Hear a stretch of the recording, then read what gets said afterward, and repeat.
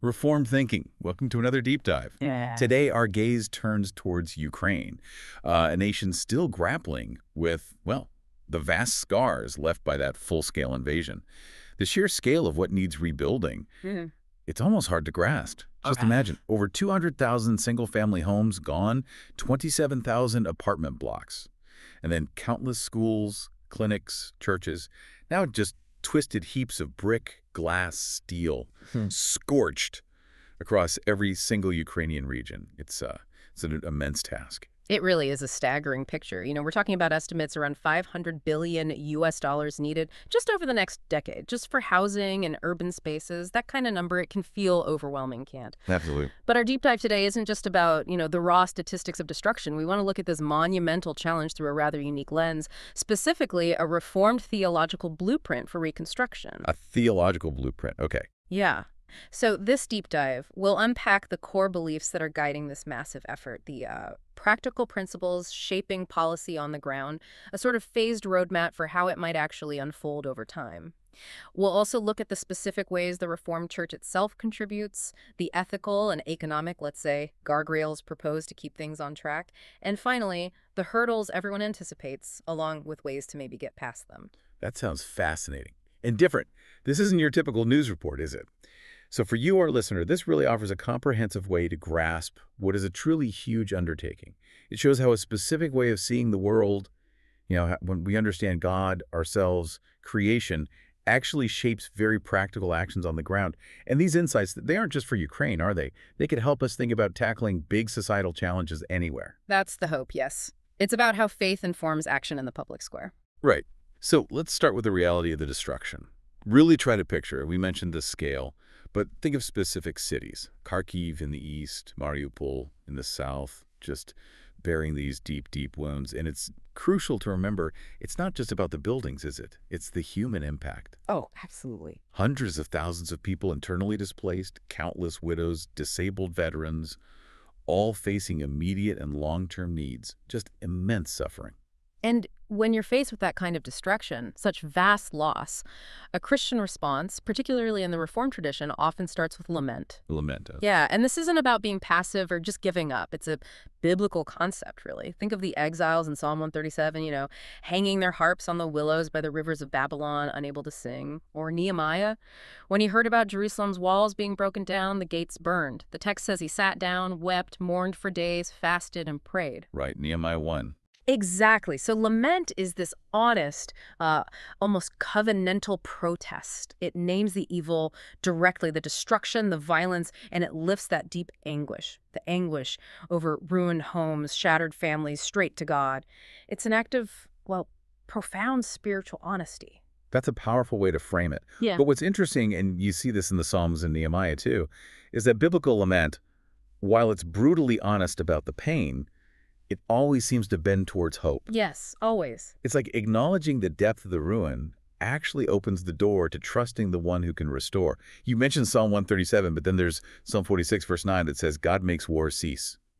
And Hebrews 11, verse 10, pictures God as the architect and builder of a city that cannot be shaken. There's this divine promise of ultimate restoration, isn't there? Well, Right in the middle of acknowledging the mess. absolutely. And that understanding fundamentally shifts how we see reconstruction. It's not just humanitarian logistics, not just aid packages.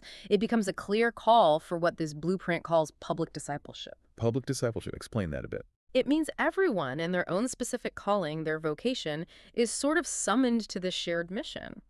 Architects aren't just drafting zoning ordinances, they're participating in God's rebuilding work. Planners designing neighborhoods, financiers structuring bonds, pastors shepherding traumatized congregations, and even the laborers, the everyday workers recycling rubble or raising walls. They're doing something more than just earning a wage. All these different callings are meant to work together for this common goal rooted in faith. So tying this back to you, our listener, this perspective means that every honest act of rebuilding, laying a brick, signing a contract fairly, comforting someone who's lost everything, is seen as an act of loving your neighbor. It respects the inherent dignity in every single person, recognizing that humans are created in God's likeness, that idea of the Imago Dei. Precisely, the Imago Dei. And in doing that, it bears witness to the reality of Christ's kingdom, a Yeah. kingdom that, well, The theology says it persists and even flourishes right there amidst the debris. So this whole massive project, from the first shovel in the ground to the final roof tile, is envisioned as a kind of glimpse, a foreshadowing of the New Jerusalem, where goodness and worship will dwell forever. It's a very meaning-filled idea. It gives the work a much deeper resonance, doesn't it? Beyond just the immediate physical task. Definitely. So, okay, we've talked about this broad, hopeful vision, but let's get practical. How does faith actually, build bricks and mortar? You mentioned it starts with foundational beliefs, almost like the bedrock, right? Exactly. Think of them as pillars holding up the whole structure. Because a durable plan, one that's actually going to work long-term, begins not just with budgets or engineering diagrams, but with a deep understanding of God, humanity, and creation. It has to start there. Okay, so what's the first pillar? The first guiding idea is divine sovereignty and providence. Now, this doctrine, this teaching, basically says God has ultimate control over everything, all things, including war and including the eventual restoration. Okay. Scripture gives us anchors for this. Acts 17.26 says God determines the allotted periods and the boundaries of their dwelling place for all nations. And Psalm 46.9, which you mentioned, says he makes wars cease to the end of the earth. So this truth gives planners, architects, leaders a kind of humble confidence. That's the phrase used. Humble confidence. I like that. Yeah, because their efforts, every zoning map, every contract signed, they unfold within God's larger determined plan. It means the terrible carnage Russia inflicted didn't somehow slip beneath God's radar. And crucially, the restoration won't outrun his governance either. He's actively involved, overseeing the whole process. That provides a certain stability, doesn't it? Even when things look chaotic. It does. And directly connected to that, you said there's a second pillar. Yes. The Imago Dei, or the image of God. We touched on this. Humans created in God's likeness. Exactly. Genesis 1.2628 lays it out. And it's reinforced later, like in James 3.9, which rebukes people for cursing others who are made in God's likeness. So the implication is clear. Providing safe shelter, temporary and permanent homes for every Ukrainian isn't just a nice thing to do. It's not a luxury. It's presented as a moral imperative. Why? Because of how humans are designed. Precisely. Humans are designed for safety, for community, for meaningful work, for flourishing. So when apartments are destroyed, when homes are shattered, when communities are broken, it's seen as a direct affront to the Creator who designed humans to live and thrive in those ways. This brings a real seriousness, a moral weight to the rebuilding work. Okay, God's sovereignty, human dignity. What's pillar number 3? Pillar 3 brings together two related ideas, common grace and the cultural mandate. Common grace. That's the idea that God gives gifts and skills to everyone, not just Christians. Yeah. Yes, exactly. And the cultural mandate comes from Genesis 1.28, the call to fill the earth and subdue it, to cultivate creation. Jeremiah 29 also plays in, telling the exiles to seek the welfare of the city where they were sent. So these twin truths compel Christians to collaborate, to work with non-believers, architects, financiers, civil servants, engineers, whoever has the needed skills for the good of the whole society, for the welfare of the city. So it's okay to work with secular experts. Absolutely. Common grace equips even secular engineers with skills that can become instruments of God's benevolent care in post-war renewal. The church can and should cooperate on practical tasks like clearing rubble or building houses. The key is maintaining integrity. We cooperate on civic good while reserving worship exclusively for Christ. This avoids two ditches. One is triumphalist isolation, where the church only works with its own. The other is a kind of naive syncretism, blurring the unique truth of the gospel just for the sake of cooperation. Finding that balance makes sense. What's the fourth pillar? The fourth combines three vital concepts: justice, mercy, and stewardship. Okay, justice and mercy. Like Micah 6.8. Do justice, love mercy, walk humbly. Exactly that verse. And you also see it in the parable of the Good Samaritan in Luke 10. It's about a seamless union of these things. So this pillar demands that reconstruction must prioritize the most vulnerable. The internally displaced, the widows, the disabled veterans, they need to be first in line for secure housing and support. That's the mercy and justice part. What about stewardship? Stewardship here covers two main areas. First, financial stewardship. It calls for transparent procurement processes, open books, making sure aid money actually gets where it's needed. And this ties into a reformed understanding of human nature, sometimes called total depravity, though that term can be misunderstood. It just means acknowledging a universal human tendency towards self-interest or falling short. Because of that reality, open ledgers and third-party audits aren't signs of distrust. They're basic necessities for accountability. Okay, financial stewardship. And the second area, Creation care, stewardship of the environment. Going back to Genesis 2.15, the command to cultivate and keep the garden. This means we can't just rebuild cities in ways that harm the very soil, the very creation God commanded humanity to tend. It forbids, for instance, carelessly dumping toxic rubble or rebuilding without considering ecological impact. Right. So justice for the vulnerable, careful handling of resources, and caring for the environment, that's a lot packed into one pillar. It is, but they're seen as deeply interconnected. And the fifth pillar, The fifth is the doctrine of vocation. vocation, like our calling, our work. Exactly. The teaching here is that Christ's lordship sanctifies every lawful calling. Colossians 3.23-24 tells us to work heartily as for the Lord and not for men. This means the engineer calculating load-bearing factors for a new bridge, the economist structuring diaspora bonds to fund reconstruction, the pastor shepherding a traumatized congregation, the bricklayer physically raising the walls. They are all operating coram Deo, Coram Deo. before the face of God. All honest work is seen as service rendered directly to God. This broad view of vocation is vital because it mobilizes the entire body of Christ for reconstruction. It does away with any false split between sacred ministry and secular labor. Everyone's honest work contributes to God's larger purposes for restoration.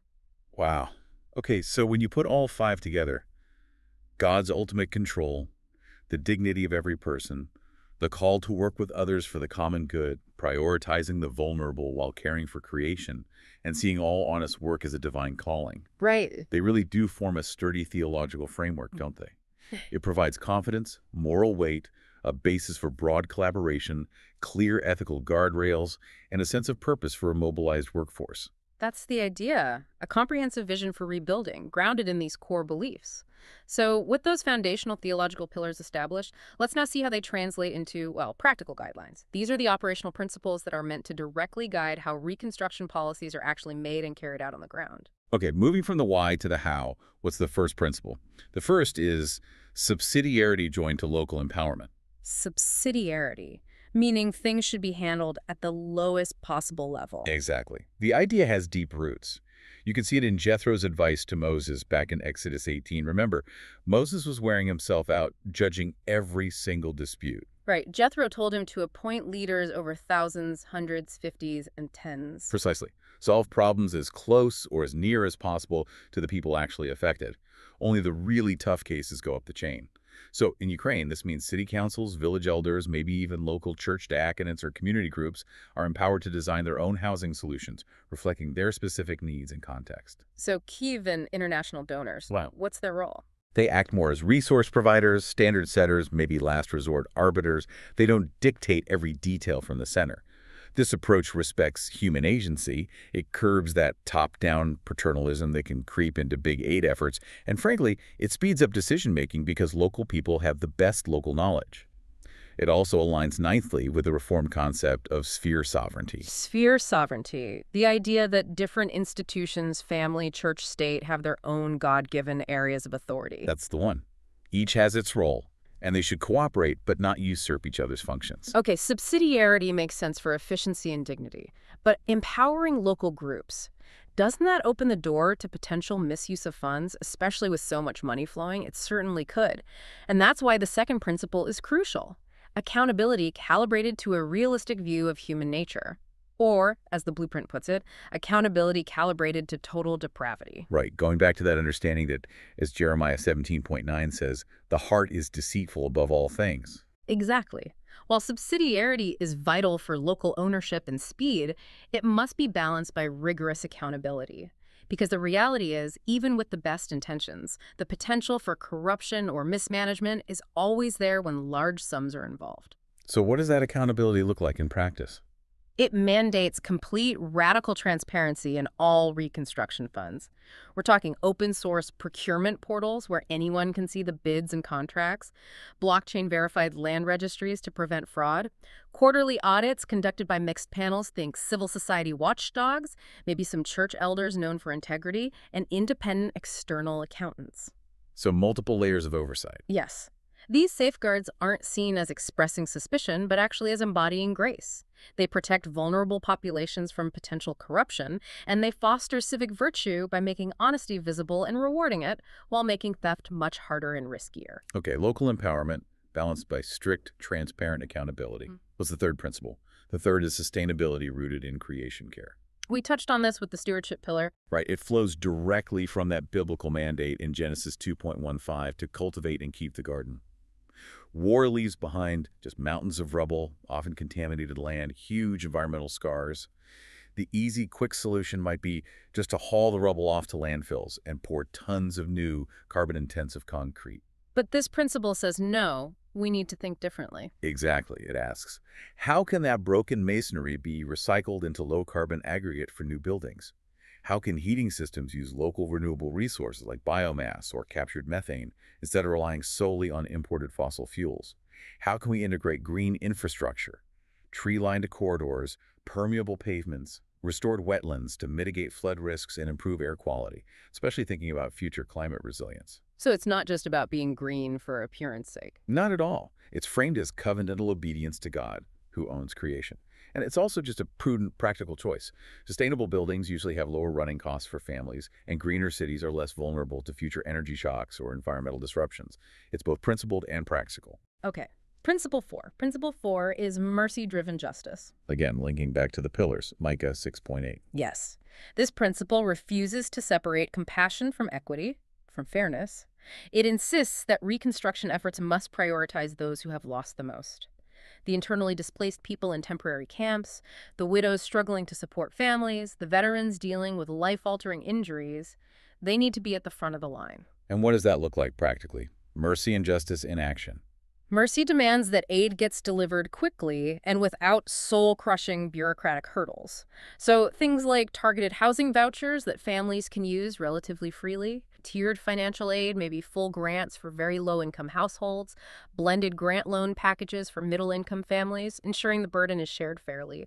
Legal aid clinics become vital to help people navigate complex property claims or compensation processes. And the justice side. Justice also involves actively confronting profiteering, ensuring contractors aren't price gouging or using substandard materials, using the government's legitimate authority to ensure fairness and protect the vulnerable from exploitation during the rebuilding frenzy. Right. Okay, that's 4. Is there a 5th? There is, and it's perhaps the most distinctively reformed principle here: worship-centric urbanism. Worship-centric urbanism. That sounds intriguing. What does it mean? This principle asserts that cities are more than just functional spaces for living and working.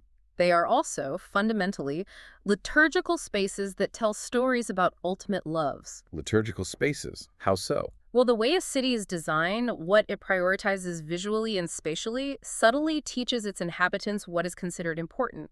This principle critiques urban planning that focuses solely on commercial interests, just shops, offices, entertainment venues. Because that can teach consumerism. Exactly. It can implicitly catechize inhabitants into consumerism, as the blueprint puts it, if those are the dominant public spaces. So what's the alternative?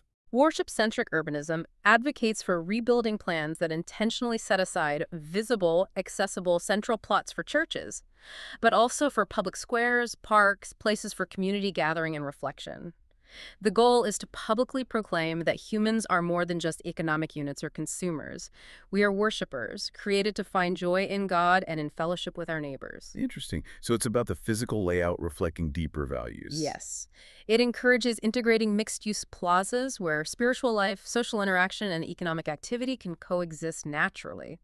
Think of ancient city designs where the main gate wasn't just a gate, but also a marketplace, a court, a public forum. A kind of spatial theology. That's a good way to put it. This approach is seen as anticipating the New Jerusalem, where worship and life are fully integrated, and it consciously guards against secularizing tendencies that might strip public life of its spiritual dimension during the rebuilding. So these 5 principles, local empowerment with accountability, sustainability, mercy-driven justice, and this worship-centric urbanism, they really interlock, don't they? Yeah, they do. They form what's been described as a moral architecture, intended to be stronger than steel. They aim to transform policy debates into something more kind of public homily, where every transparent ledger, every recycled brick, every church-framed square becomes, in its own small way, a doxology, an act of praise. Powerful visions. We've got the foundations, the guiding principles. How does this actually roll out over time? Is there a timeline? Yes, the blueprint outlines a three-stage roadmap for recovery. It's not rigid, phases will overlap, but it provides structure. Think of it like that biblical rhythm. Ruin, then restoration, then renewal. Like a wise builder pouring concrete only after staking the footings properly. It ensures an orderly, purposeful progression. Okay, so what's the first stage? Phase 1 is the emergency phase. This covers roughly the first 0 to 12 months right after a ceasefire. The immediate absolute priority is simple. Keep people alive, warm, and together. Basic survival needs. Exactly. Practical actions focus on things like rapid repair cash grants, using existing trusted pipelines, maybe like the World Bank's HOPE project model, to get money quickly into the hands of households. This allows families to fix broken windows, patch roofs, insulate rooms, especially critical before winter hits. And where do local churches fit in here? They're seen as vital distribution hubs. Using their local knowledge, they know who's most vulnerable, who might fall through the cracks of larger systems. Church buildings themselves might serve as temporary shelters. Alongside this, you'd have mobile pastoral trauma teams deployed, maybe seminary interns paired with licensed counselors, providing immediate spiritual and psychological support in hard-hit areas. And municipal efforts. Focused on immediate safety, clearing unexploded ordnance, sorting the mountains of rubble to prepare sites for later rebuilding, and crucially, transparency from day one. A public online dashboard showing grant distribution, debris processing rates, families rehoused reflecting that reformed emphasis on stewardship and accountability. Okay, so phase 1 is immediate relief and stabilization. What happens next? Phase 2 is the restoration phase, typically covering years 1 through 3. Once basic shelter is secured and immediate dangers are reduced, the focus shifts to reconstructing durable homes and rebooting local economies. Durable homes, so moving beyond temporary fixes. Right. This phase would likely see the state issuing tenders for building modular, energy-efficient apartment blocks. Using prefabricated designs can speed up construction and potentially lower costs, helping house-displaced people more permanently and encouraging families to stay or return. And the funding for this bigger scale work? It's envisioned as a mix. Grants from partners like the EU, concessional loans, loans with favorable terms from institutions like the World Bank, and maybe issuing Patriot bonds aimed at the Ukrainian diaspora, allowing them to invest directly in their homeland's recovery. Patriot bonds, interesting. Yeah. And to make sure the recovery benefits local workers and doesn't just rely on outside firms, this phase emphasizes partnerships between vocational academies and reformed seminaries. Under what they call a work is worship charter. Exactly. Integrating trade skills training with theological teaching on vocation. So you might have carpentry apprentices learning their craft while reflecting on Colossians 3.23, working heartily as for the Lord, or accounting students studying Proverbs on honest weights and measures as they learn to audit reconstruction projects. Connecting faith and work very directly. Very directly. City planning also starts to embed sustainability. Maybe new city charters mandating a certain green ratio for tree-lined corridors or pocket parks in every rebuilt neighborhood, echoing that Deuteronomy command about not destroying fruit trees even during war. And accountability in this phase? It ramps up. Quarterly audits conducted jointly by civic NGOs and church deacons, perhaps publishing corruption risk scores for different projects or regions, potentially linking future funding levels to demonstrated integrity. Okay, so phase 2 is about building back more permanently and restarting local life. What's the final phase? Phase 3 is the renewal phase. This is the long-term vision, stretching maybe from year 3 out to year 10 or even beyond. After meeting the basic housing needs, policymakers and planners can look beyond just reconstruction to fostering generational flourishing through urban fabric design. Generational flourishing. That sounds ambitious. It is.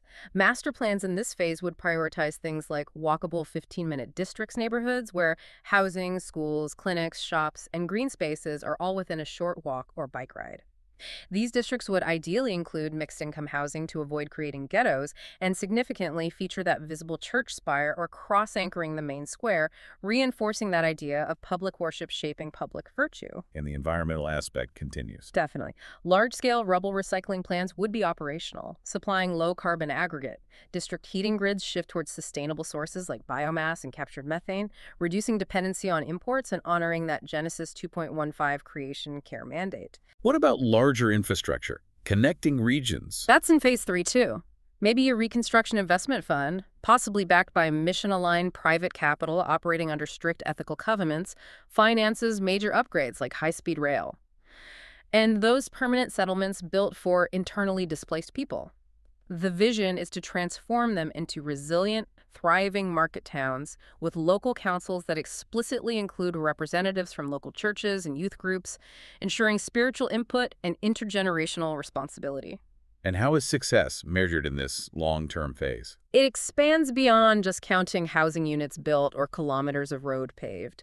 Success metrics would include things like improved public health outcomes, reduced commute times, better air and water quality, but also spiritual registers like congregational growth and participation rates, reflecting that holistic view of human flourishing. So this phased approach, emergency, restoration, renewal, it really does provide a sense of orderly progression, doesn't it?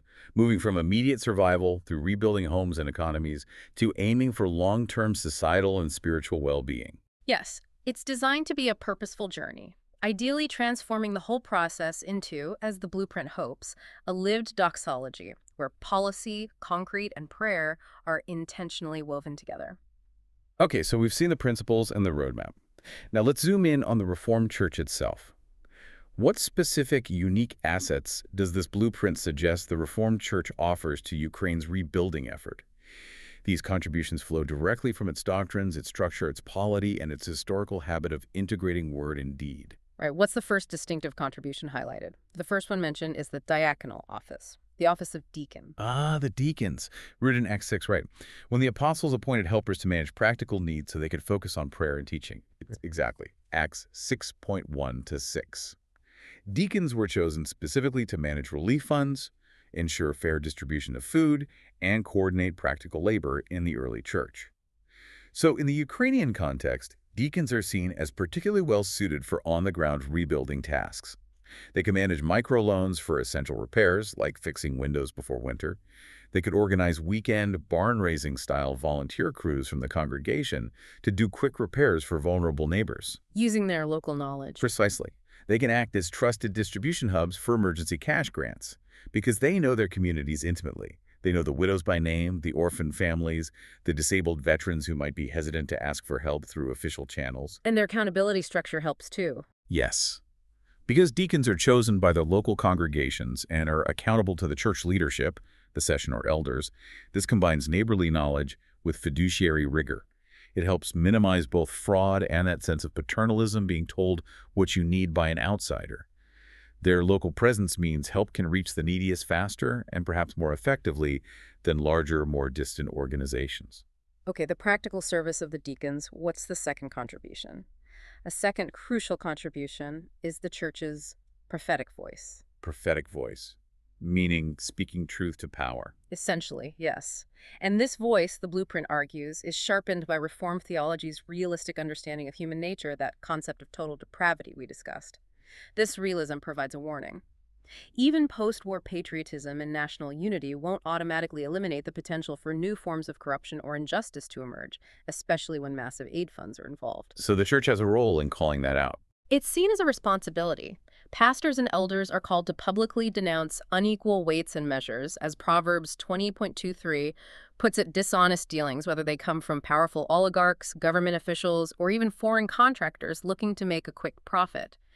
This means preaching sermons that address the ethics of business and governance, lobbying for open levy procurement systems, advocating for land redistribution laws that genuinely safeguard the poor and prevent land grabs during the chaos of reconstruction. This isn't just political activism, then. It's framed as pastoral obedience.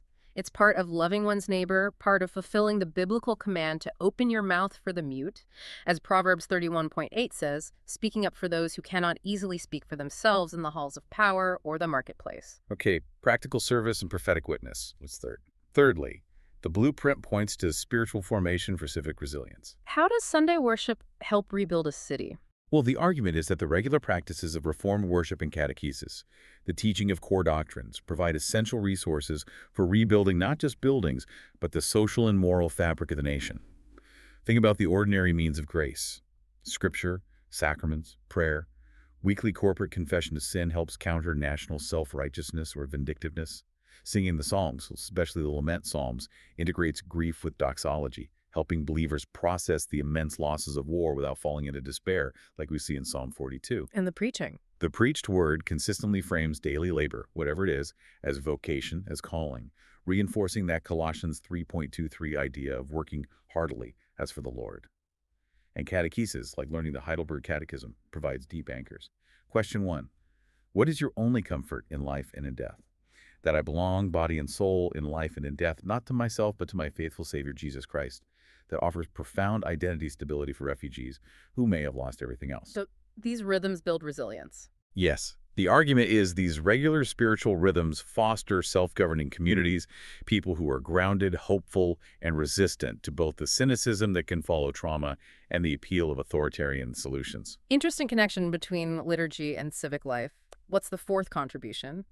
A fourth is confessional integrity for principled cooperation. Confessional integrity, meaning sticking to your core beliefs. Yes.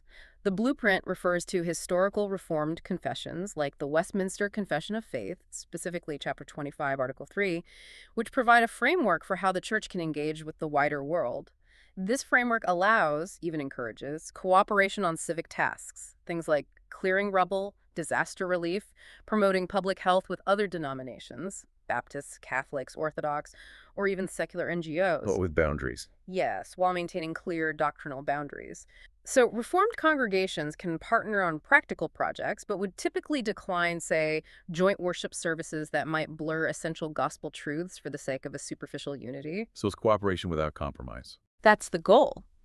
This models a kind of principled pluralism for public life, showing how different groups can work together for the common good while holding distinct ultimate beliefs.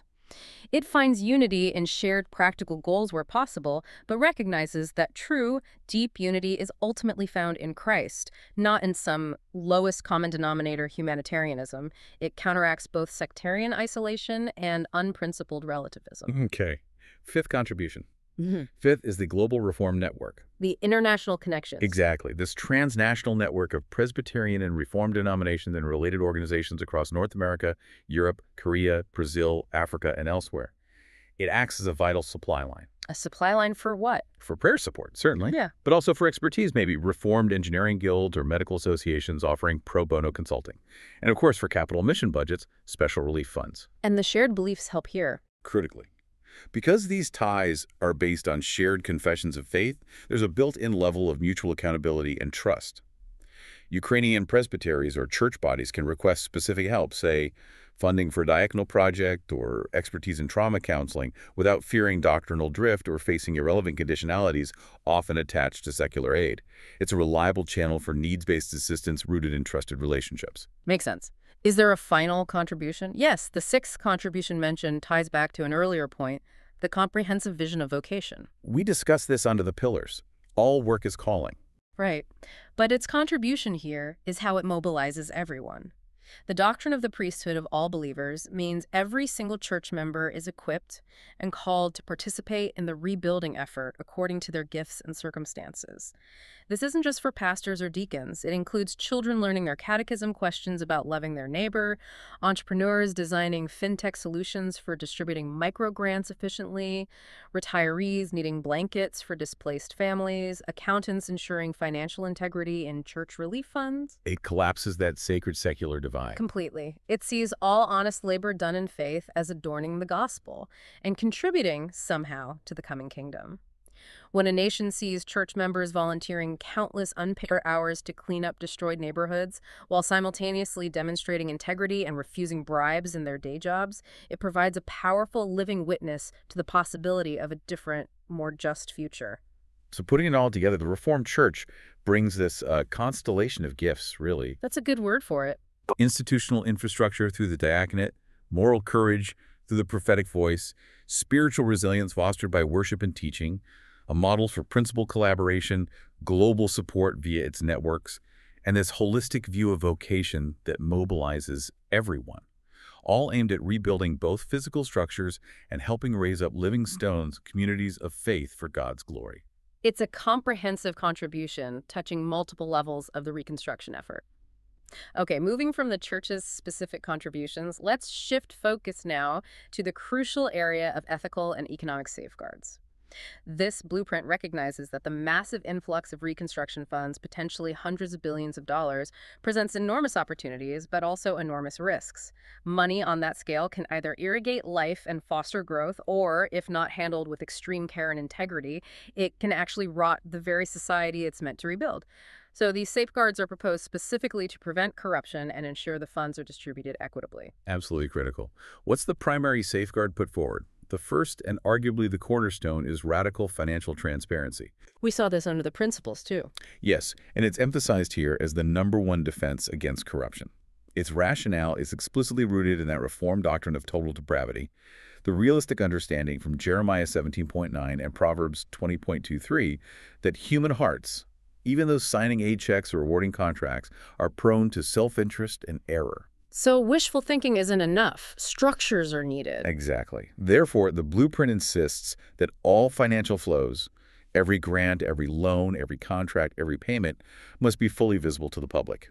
How? What does that look like technically? It means utilizing open ledger platforms, maybe using blockchain verification for things like invoices, contract change orders, even photographic proof of work submissions. The goal is to make all data instantly and easily viewable by citizens, journalists, civil society groups, even church-appointed auditors. In smart contracts. Yes, potentially using smart contracts that automatically release funds only upon independent, verifiable certification that specific project milestones have been met, say, a foundation poured or a roof completed. And rotating auditors, that's another layer. Mandating annual rotation of auditing firms, perhaps even using rival firms to audit different aspects of the same project, further reduces the risk of collusion or auditors becoming too comfortable.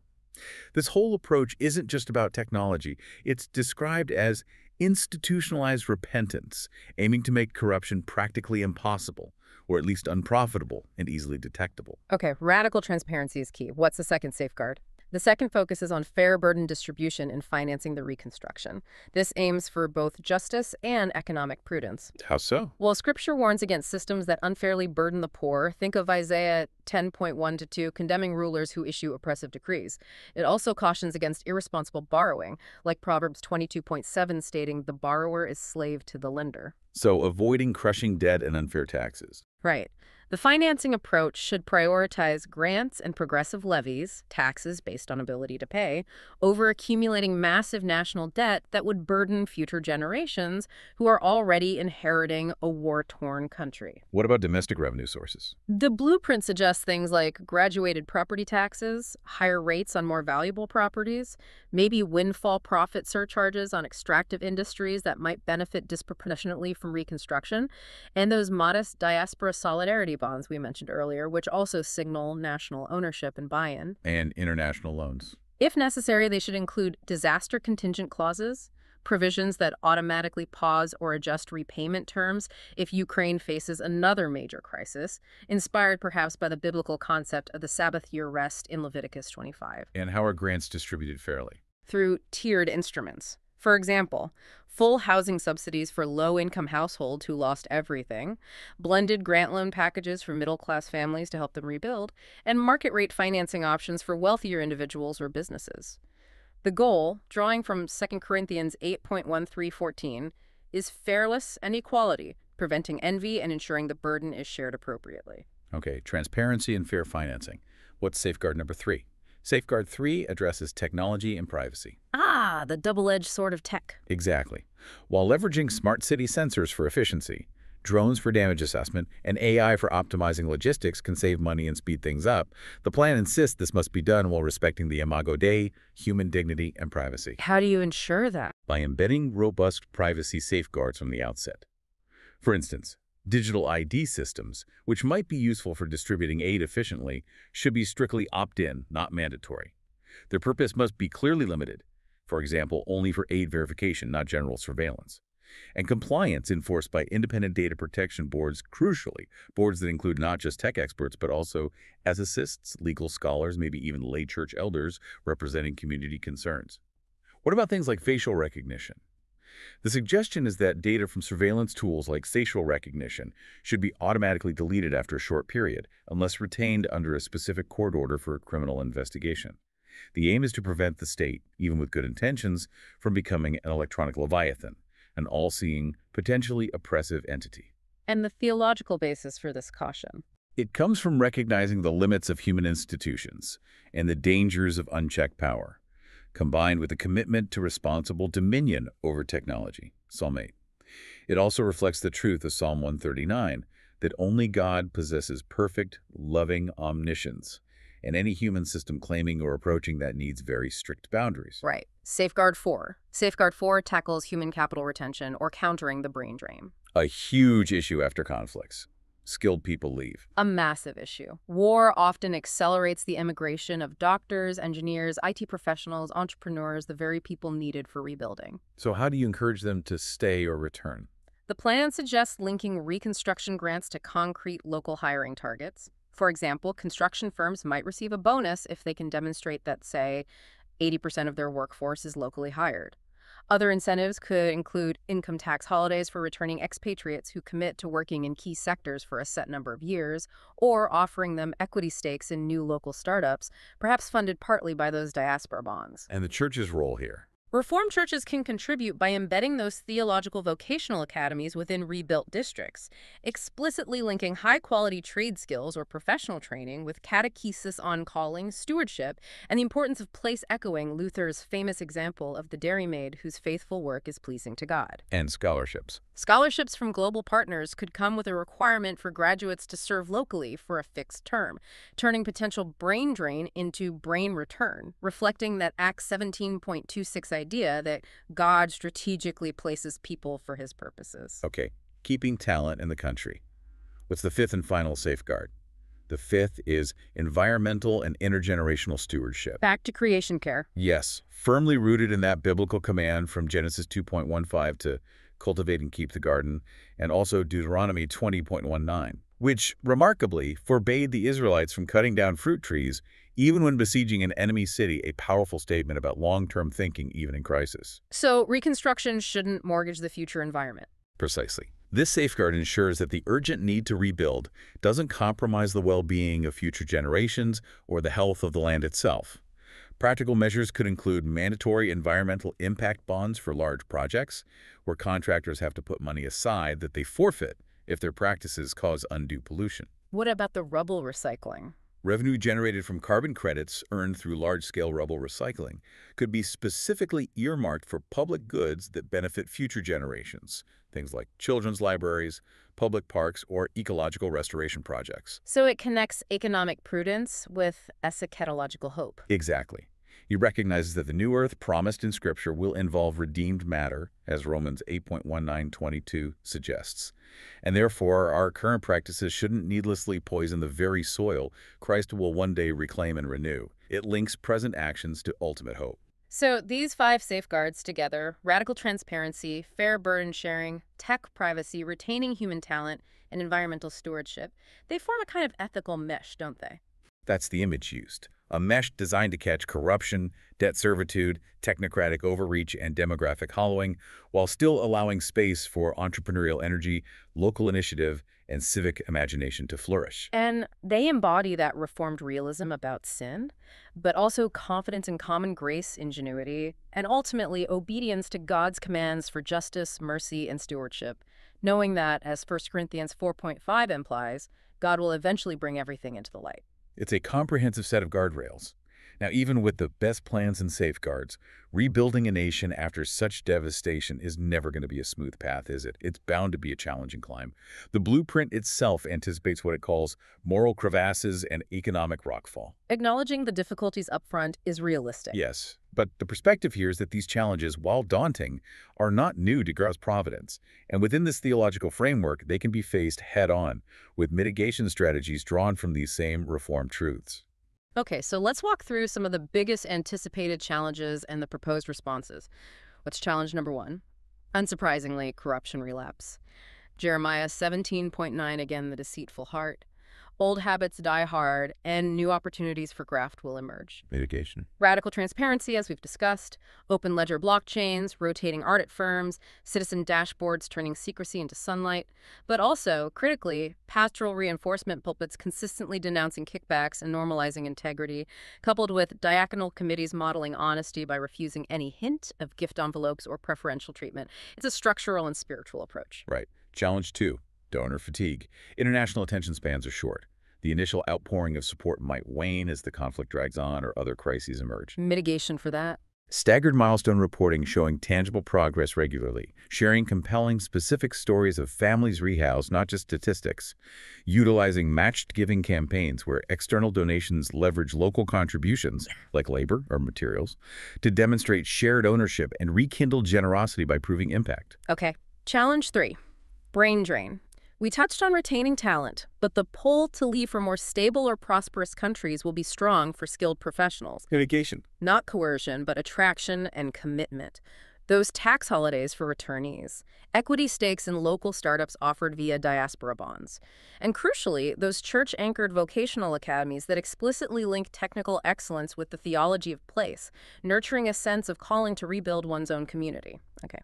Challenge 4. Spiritual apathy or burnout, resulting from the sheer scale of trauma and loss. People might just become emotionally numb or lose hope.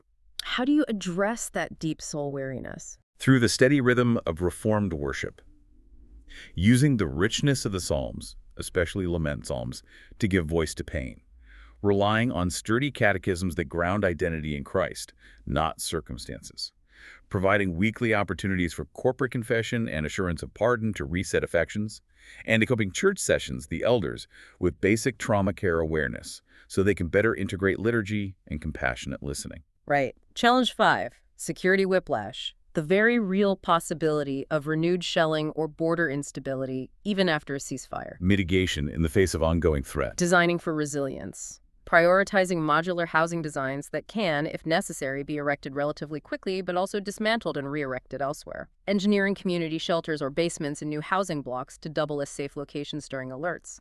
It's building with the possibility of disruption in mind, allowing for flexibility without succumbing to paralysis. Okay. Challenge 6. Inflation and currency volatility. Reconstruction booms often fuel inflation, and Ukraine's currency could remain unstable, eroding the value of aid and savings. Economic mitigation strategies. Indexing major construction contracts to a basket of stable currencies, not just the hryvnia. Pre-purchasing critical imported materials through forward agreements to lock in prices. And fostering neighborhood-level solutions, like deacon-supervised community credit unions offering microloans pegged to the value of real goods or services rather than fluctuating cash. Interesting local solutions. Challenge 7. Environmental exhaustion. The sheer scale of demolition, quarrying for new materials, construction traffic, and reliance on generators could overwhelm local ecosystems. Mitigation. Mandatory environmental impact bonds, as mentioned in the safeguards, to penalize polluters financially. Setting clear rubble recycling targets and linking them to grant disbursements. And encouraging symbolic but meaningful actions, like congregations planting Nehemiah groves of fruit trees near rebuilt areas, providing both future sustenance and a visible commitment to healing the land. Okay. Challenge 8. Policy discontinuity. Governments change. A new administration might abandon or drastically alter the reconstruction plans initiated by its predecessor, causing chaos and wasted investment. How to build long-term commitment. Through covenantal agreements, not just contracts, encouraging the ratification of 30-year national reconstruction charters by supermajority votes in Parliament, making them politically harder to overturn. International partners could also structure their aid agreements over longer time horizons, contingent on maintaining the core principles. And presbyteries or church councils could make a point of publicly praying for new cabinets, subtly reminding rulers of the long-term vows made before God and the nation. A moral dimension to policy continuity. Challenge 9. Social fragmentation.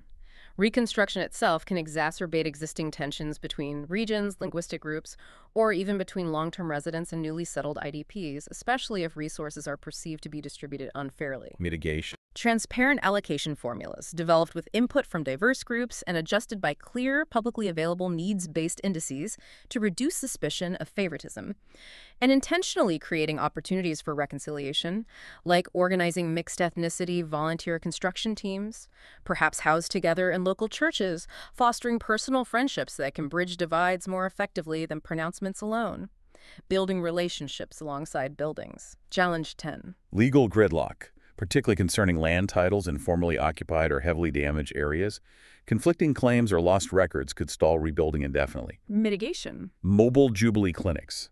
Think teams of Christian lawyers, paralegals, perhaps supervised seminary interns, traveling to affected communities. They could offer pro bono services to help mediate disputes, research titles, draft new deeds where necessary, and maybe even teach biblical principles of restitution and justice for the poor, helping to unlock stalled land issues fairly and efficiently. Practical legal aid.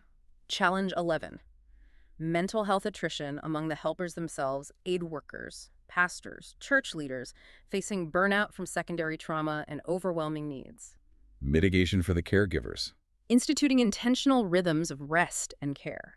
Presbyteries or denominations could establish sabbatical rotations for pastors working in high-trauma areas, perhaps funded by partner churches abroad.